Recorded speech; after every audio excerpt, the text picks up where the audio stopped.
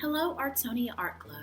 Miss Tvedten here in South Carolina, and today I want to share with you a project inspired by an artist who grew up in South Carolina. His name is Jasper Johns. Now, he was prolific during the 50s and 60s, creating artwork in the abstract expressionism and pop art movement, but he is a contemporary artist. This is a living artist, and he's from South Carolina. Oh, he was born in Georgia, but grew up in South Carolina, right there where our states meet.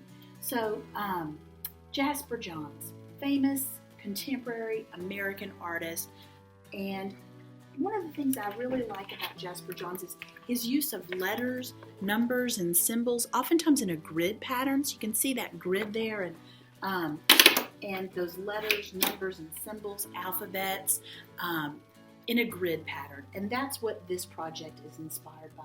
I'm going to show you how to create your paper create a grid on your paper, how to use oil pastels, I'll talk more about that, and paint in an oil pastel watercolor or water paint resist technique to create an artwork inspired by this American artist.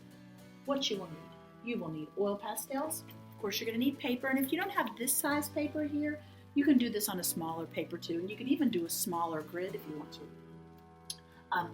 Regardless, you'll need oil pastels, you'll need paint.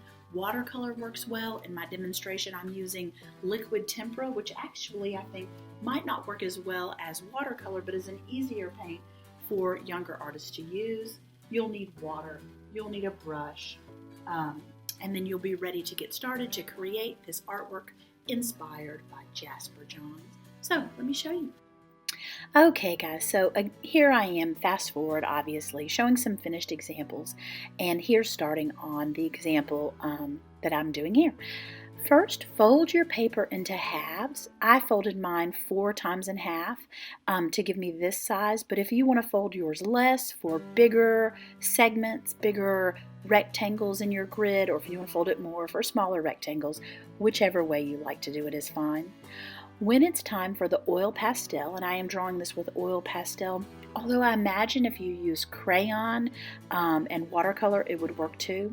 But notice I'm getting a good coating with the oil pastel. I'm getting a nice thick coating so that that oil in the oil pastel, or the wax if you choose to use crayon, is really going to be able to resist the water media that I do in the next step. So I focus on drawing big, thick numbers, letters, symbols in each section of my grid, in my gridded paper, and the folds just show up there as a grid. So once I get all of those drawn in with oil pastel, and I did do one white, I'll then be ready to go in for the next step, and that is the painting, which is a lot of fun and has a bit of a feel of magic, because wherever you have the oil pastel, the paint won't stick. For the most part. You can see it sticks sometimes a little bit. If you notice it's sticking a lot to where your oil pastel is, try watering your paint down.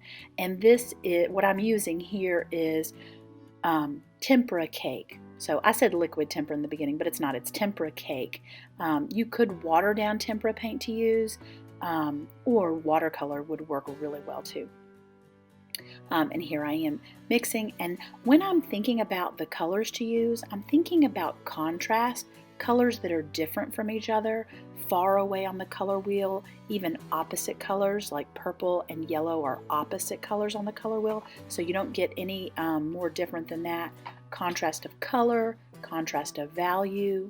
I'm also doing like every other section, every other rectangle, I'm painting it first so that it gives the other one's a chance to dry, so that you can see that pink mixing with the purple a little bit because they're both wet, and that's fine. It's not a big deal, but the reasoning for me skipping every other one is so that so the colors next to each other in each section would not blend together. There, I cleaned off that R a little bit just with a wet brush to get some of that where it stuck. But I'll show you here in the end where I go back in after my painting is dry. I do all the painting first and then let it dry, and then I go in and add some additional details using using oil pastel. Now after I do the 4 with the green, the last one when I paint blue over, it looks like it's blank, but there's white oil pastel there, and that is really fun because it looks like magic. Because you didn't know anything was there, and then because the oil pastel resists, it shows up.